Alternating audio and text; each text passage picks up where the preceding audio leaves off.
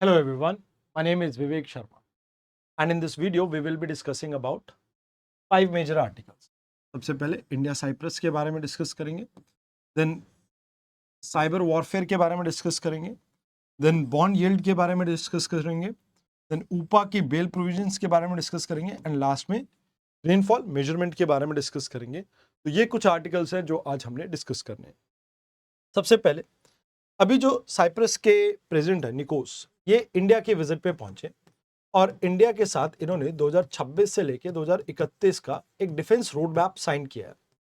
अब इसमें ये जो पार्टनरशिप है इसे स्ट्रैटेजिक पार्टनरशिप के लेवल पे लेके जा रहे, बट एक्चुअल में ये पार्टनरशिप स्टार्ट हुई थी 1962 में, जब हमारे प्राइम मिनिस्टर हुआ करते थे नेहरू जी एंड उस समय इनके जो प्रेसिडेंट हुआ करते थे वो आर्क बिशप हुआ करते थे। तो उन दोनों ने काफी नाम में भी एक दूसरे का साथ दिया था, जहां पर एंटी कॉलोनियल स्ट्रगल के अंदर खासकर साइप्रस के अंदर हमने काफी कंट्रीब्यूट भी किया था।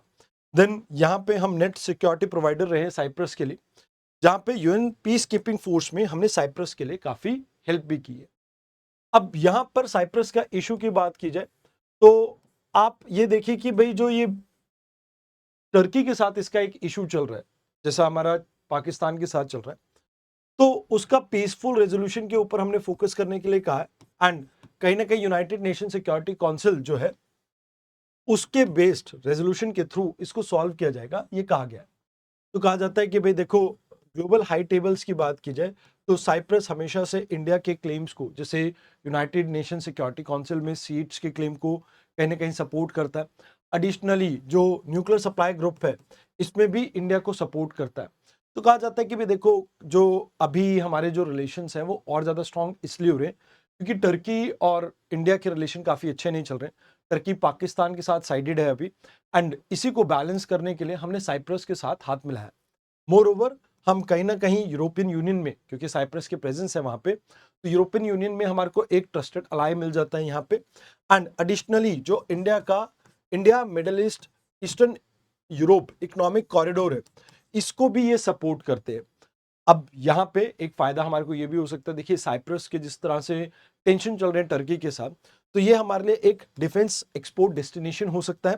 एंड एडिशनली यहाँ पे पिछले काफी सालों से टॉप 10 जो एफडीआई इन्वेस्टमेंट यानी फॉरेन डायरेक्ट इन्वेस्टमेंट आती है इंडिया में, लॉन्ग टर्म इन्वेस्टमेंट, उसमें साइप्रस टॉप 10 में रहता है। तो ये भी एक इंपॉर्टेंट बात है। बट कहते हैं कि भाई देखो, अभी जियो पॉलिटिकल कॉन्फ्लिक्ट्स चल रहे हैं, तो ऐसे कॉन्फ्लिक्ट्स के टाइम पे यहाँ पे अगर हम देखें तो हमारे लिए इतनी ज़्यादा इन्वेस्टमेंट को अट्रैक्ट कर पाना थोड़ा मुश्किल रहेगा। बट यस, कहीं ना कहीं डिफेंस के एक्सपोर्ट के चांसेस आपके इंक्रीज हो जाते हैं। अब ये जो रीजनल डिस्प्यूट है, कहीं इसमें हम खुद भी बीच में लोकल डिस्प्यूट में फंस ना जाए, तो हमें कहीं ना कहीं एक बैलेंस्ड अप्रोच रखने की जरूरत है, बिकॉज साइप्रस और टर्की के बीच में बहुत बुरे रिलेशन है। तो ऐसा ना हो कि हम टर्की के और ज्यादा दूर चले जाए। मोर ओवर अगर हम देखें यहाँ पे तो बायलैटरल डिफेंस रोड मैप की, तो यहाँ पे ज्वाइंट मिलिट्री ट्रेनिंग की बात की है, कैपेसिटी बिल्डिंग की बात की है, स्पेस क्लस्टर पार्टनरशिप की बात की है। यहाँ सर्च एंड रेस्क्यू ऑपरेशन में भी मेडिटेरियन में एक दूसरे का साथ देंगे ये। मोर ओवर यहाँ पे joint working group on counter terrorism के लिए एमओयू साइन हुआ है। इनोवेशन एंड टेक्नोलॉजी के ऊपर भी यहाँ पे यहाँ पर एमओयू साइन हुआ है, जहाँ पर स्टार्टअप्स को एक दूसरे के साथ लिंकेज किया जाएगा। डिप्लोमेटिक ट्रेनिंग के ऊपर भी फोकस किया जा रहा है कि भाई एक्सपैंड करें हम इंस्टीट्यूशनल एकेडमिक एक्सचेंज को। And moreover higher education के लिए भी यहाँ पे आपको बेनिफिट मिल सकता है। तो कहीं ना कहीं हमारी फिनटेक कंपनीज के लिए भी बेनिफिट है, जहां पर यूरोप के नेटवर्क के साथ हम लिंक कर सकते हैं अपने आप को थ्रू साइप्रस। यानी यूपीआई के लिए एक अपॉर्चुनिटी बन जाती है यहाँ पे कि वो कहीं ना कहीं यूरोप के अंदर भी अपने पैर पसार सकता है। तो ये आपका एक क्वेश्चन है, ये प्रीलिम्स का क्वेश्चन है जिसे आप देख सकते हैं। आइए अभी बात करते हैं सेकेंड आर्टिकल, साइबर वॉरफेयर। देखो साइबर वॉरफेयर क्या होता है, आप जैसे कंप्यूटर फोन वगैरह यूज करते हैं, अब कोई इसको हैक कर ले या कोई इसको इसके डाटा को चोरी कर ले, तो इसे साइबर अटैक कहा जाता है। But what is cyber warfare? जहां पर स्टेट या नॉन स्टेट एक्टर्स किसी दूसरी स्टेट के क्रिटिकल इंफ्रास्ट्रक्चर को इंपैक्ट करती है, तो इसे कहा जाता है आपका साइबर वॉरफेयर। अभी ईरान, इजराइल और यूएस की जो प्रॉब्लम चल रही है, इसमें साइबर अटैक की जो घटनाएं हैं वो इंक्रीज हुई हैं, जिसकी वजह से हम इस आर्टिकल को डिस्कस कर रहे हैं। तो सबसे पहली बात यहाँ पे जो आपको समझनी है कि जब आप किसी देश की डिसरप्ट या डैमेज या डिस्ट्रॉय करने की कोशिश करते हो वाइटल इंफॉर्मेशन नेटवर्क को, इसे साइबर वॉरफेयर कहा जाता है। एंड इसमें आपके क्रिटिकल नेशनल इंफ्रास्ट्रक्चर के ऊपर ज्यादातर टारगेट होते हैं, जैसे पावर ग्रिड हो गया, वाटर ट्रीटमेंट प्लांट हो गया, डिफेंस नेटवर्क हो गया, या बैंकिंग सिस्टम हो गया, and even nuclear power plant पे भी आप अटैक देख सकते हैं। तो कहा जाता है कि इसमें क्या वेपन्स यूज किए जाते हैं, तो रेंसमवेयर को यूज किया जाता है, या ट्रोजन अटैक कंडक्ट किया जाता है, मालवेयर को इंट्रोड्यूस कर दिया जाता है, या DDoS डिनायल ऑफ सर्विस या डिस्ट्रीब्यूटेड डिनायल ऑफ सर्विसेज का इसमें इस्तेमाल किया जा सकता है, जहां पर सर्वर को पिंग करते हैं। जैसे फॉर एग्जांपल आप किसी साइट को विजिट करो www.youtube.com, अब YouTube के ऊपर एकदम से बहुत सारे पिंग होने लग जाए, तो YouTube का सर्वर जो है वो क्रैश कर जाए, तो उसको डिस्ट्रीब्यूटेड डिनायल ऑफ सर्विसेज के थ्रू कंडक्ट किया जा सकता है, या डिस्ट्रीब्यूट डिनायल ऑफ सॉरी या डिनायल ऑफ सर्विसेज के थ्रू कंडक्ट किया जा सकता है। अब प्रॉब्लम इसमें ये है कि भाई एक्चुअल अटैकर का पता नहीं लग पाता है, VPN का यूज होता है, बहुत सारे अदर वेज हैं यहाँ पर। अगर आपको मिलिट्री गैजेट मिल जाते हैं तो ये और भी ज्यादा सोफिस्टिकेटेड हो जाता है। तो कहते हैं कि भाई ये वेल फंडेड जो हैकर ग्रुप्स होते हैं, ये बिलियंस ऑफ डॉलर का इंपैक्ट डाल सकते हैं, and more over conventional military hardware का अगर इन्हें सपोर्ट मिलेगा तो ये और ज्यादा डेंजरस हो जाते हैं अटैक। अब ये एक ग्रे एरिया, बिकॉज किसी भी इंटरनेशनल लॉ के अंदर ये नहीं कहा गया कि ये एक्ट ऑफ वॉर है।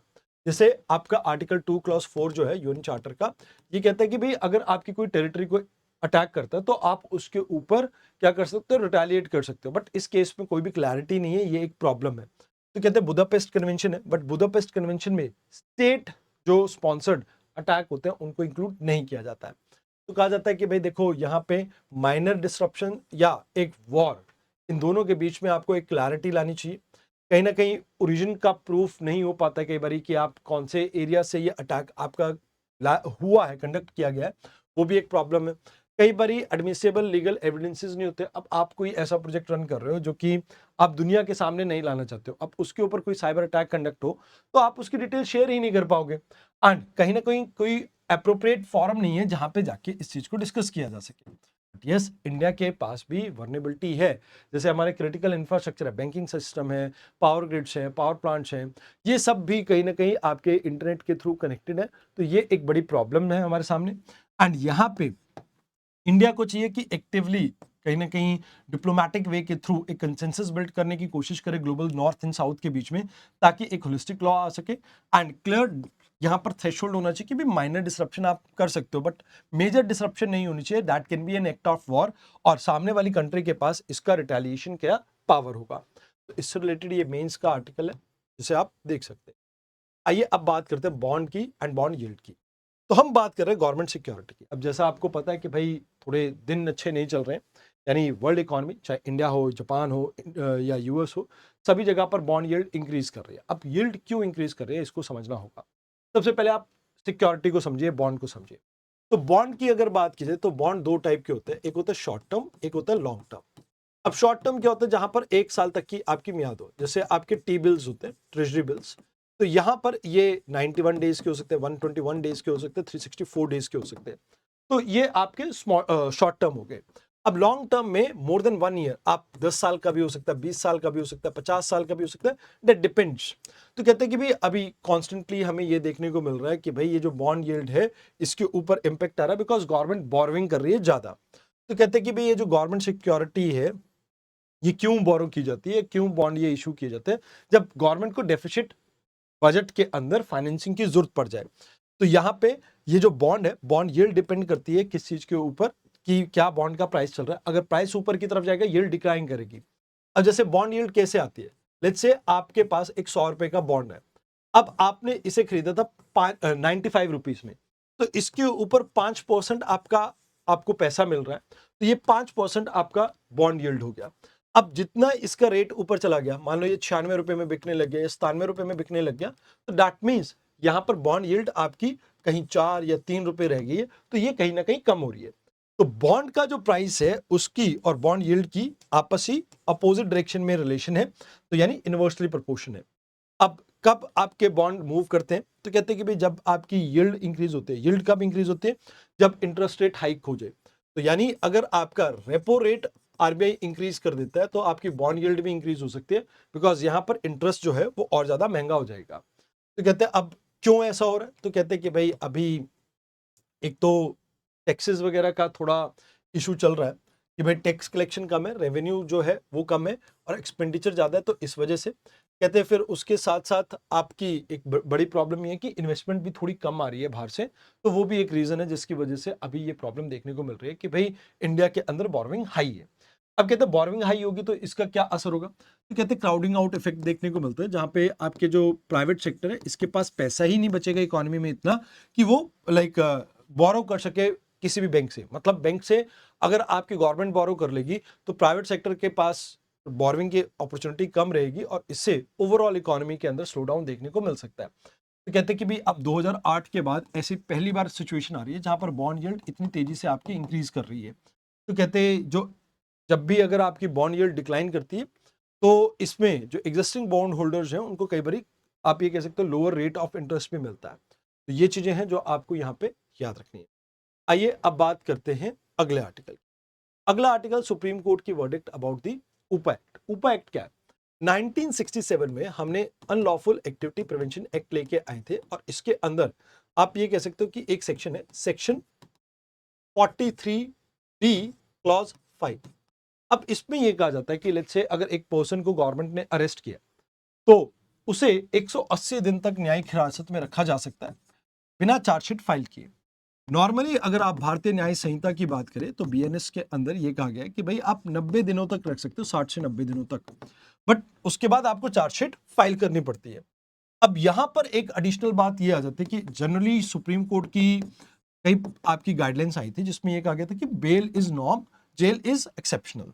तो यहां पे ये जो बेल प्रोविजंस है बहुत ज्यादा स्ट्रिंजेंट है। आपको बियॉन्ड रीजनेबल डाउट ये प्रूव करना होता है कि भाई आप दोषी नहीं है। मतलब इन द सेंस यहां पे ये कहा जाता है कि भाई आप अपनी इनोसेंस को प्रूव करो। तो ये लीगल मेथड जो है ये कहीं ना कहीं गलत है। इसी बात को लेके अभी सुप्रीम कोर्ट की एक जजमेंट आई। तो कहते हैं कि भाई यहां पर क्या जजमेंट देखने को मिली। तो सबसे पहले आप इस क्लॉज को समझो। इस क्लॉज में क्या है कि आप जुडिशियल डिस्क्रिशन को खत्म कर रहे हो और जिसमें यह कहा जा रहा है कि भाई आप अक्यूज को बेल तब तक नहीं दे सकते हो बेस्ड अपॉन चाहे वो डेयरी या पुलिस की रिपोर्ट हो, जब तक आपके पास कोई रीजनेबल ग्राउंड नहीं है कि भाई ये जो केस है वो गलत है। तो जब तक ये प्रूव ना हो जाए तब तक इंसान जेल में रहेगा। अब आर्टिकल 21 बात करता है freedom of speech, freedom of sorry right to life की। अब राइट टू लाइफ की अगर बात की जाए तो ये सीधा सीधा उसके साथ कॉन्ट्राडिक्ट करता है। तो कहते हैं यहां पर ये प्रॉब्लम देखने को मिल रही है। अब कहीं ना कहीं वटाली जजमेंट की बात की जाए 2019 की, तो यहां पर कहा गया था कि डिटेल्ड एविडेंस एग्जामिनेशन अननेसेसरी है बेल की स्टेज पे। एंड कहीं ना कहीं ये बहुत मुश्किल कर देता है लोगों के लाइक फ्रीडम को सिक्योर करने में। तो कहते हैं वैसे भी ऊपर एक्ट के अंदर 2 से 6% लोग ही कन्विक्ट होते हैं, बट 5 से 6 साल उन्हें जेल में बिताना पड़ता है। तो कहते हैं कि भाई यहाँ पर के ए नजीम प्रिंसिपल 2021 में जो आया था कि ग्रॉस ट्रायल डिले, कहीं ना कहीं आप जो ट्रायल कर रहे हो उसमें डिले जो देखने को मिल रहा है ये आर्टिकल 21 का वायलेशन है सीधा सीधा।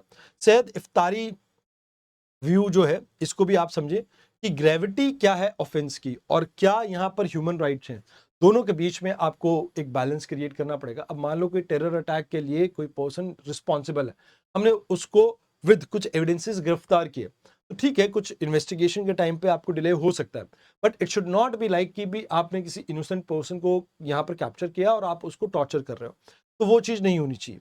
तो यहाँ पे कहा जाता है कि भाई एक लार्जर बेंच के पास इस केस को भेजना चाहिए जहां पर एक कंक्रीट एक एसओपी यहाँ पे बिल्ड की जा सके एंड यहाँ पे एक स्ट्रिक्ट टाइमलाइन बिल्ड करने की जरूरत है ताकि यहाँ ऊपर एक्ट के जो स्ट्रिंजेंट प्रोविजंस है उनको थोड़ा कम किया जा सके।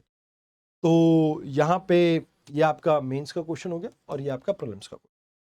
आइए अब बात करते हैं इंडिया के रेन गेज की। देखिए आज तक हम ये मानते हैं कि यूरोपियन ने रेन गेज स्टार्ट किया है ना, बट ऐसा नहीं है। कहते यूरोप के अलावा भारतीय जो अर्थशास्त्र है, अर्थशास्त्र के अंदर भी इसकी बात की गई है। अर्थशास्त्र में क्या बात की गई है पहले आप इसको समझो। अर्थशास्त्र में यह कहा जाता है कि भाई हम अपने यहां पर एक 6 अलग अलग डिस्टिंक्ट ज्योग्राफिकल लोकेशन में ऐसे एक घड़ा रखेंगे।